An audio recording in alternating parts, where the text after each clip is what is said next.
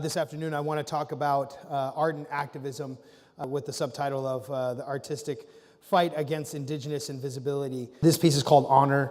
I'm using an old illustration from a children's book from the 1950s, coupled with an image of a contemporary Native person, which raises a number of questions about what is Indian, what does an Indian look like. For me comes the representation of indigenous people with the mix of popular culture and what that identity ultimately means. Oftentimes we are left as a relic, people that existed one time and that no longer exist anymore, which I'm standing here telling you this is not true. Our modern existence is one that is a constant struggle. Not only are we still here, but that we live in the same spaces that you do, and oftentimes even like the same things that you do, because we are members of our tribal community, but we're also having an American experience.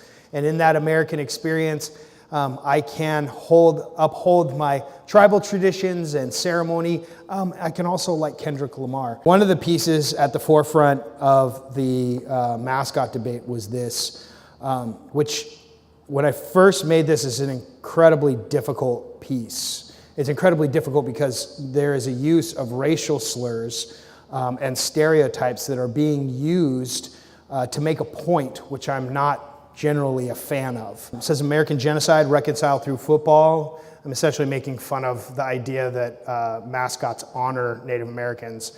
Is somehow hundreds of years of overt oppression and forced assimilation comes down to everything being okay by a bunch of grown men in tights tackling each other. A number of the Washington football fans in Washington, D.C. are black. And so creating something that gives context to why the word redskin is so problematic and using these other racial slurs to help that along becomes an actually pretty important tool to give context. And so stickers and posters have been all over DC for the last 6 years on this issue. The most recent piece I've done is called Invisible Loss Movement.